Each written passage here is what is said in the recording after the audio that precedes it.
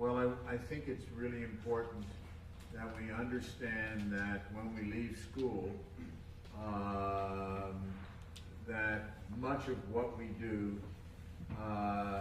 is to practice architecture.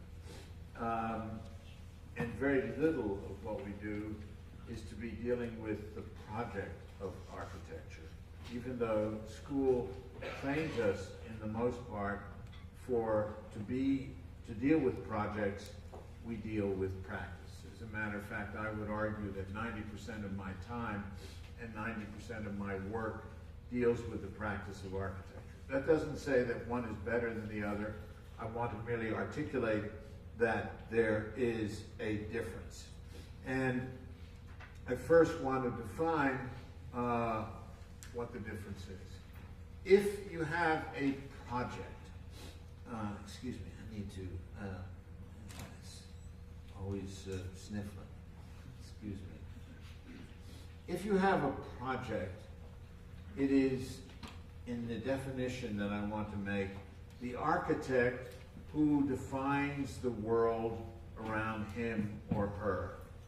And if you have a practice, it is the world around you that defines the architect. And I think that's an enormous difference. And I will try and articulate what that difference is. Sustainability is not a project, number one. I want to make sure that I go on record for that. A project, first and foremost, involves the discipline of architecture in some way. That is, the discipline being able to define the world and being able to be a critical response or a resonance on that definition. That is, it involves in some way a critique. That is, any project is always a critique of the status quo as well as a projection on the discipline. So therefore, a project is always in some way ideological and intellectual. For example, I think the architect Borromini had a project, while the architect Bernini had a practice.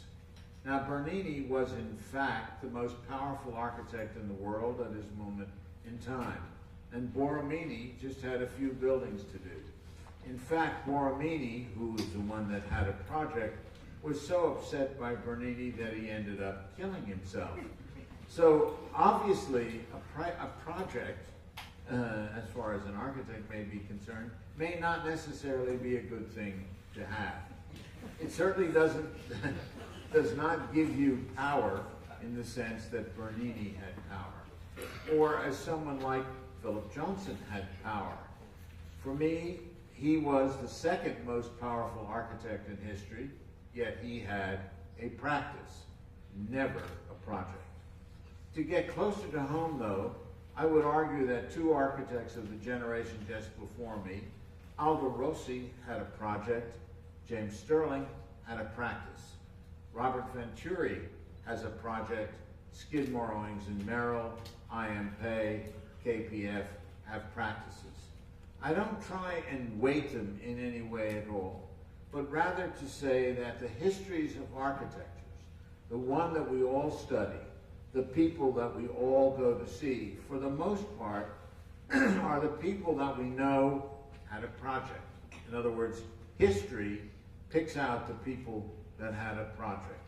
And I think it's important to or at least not only to understand what that might be, but also as a student to aspire to that condition.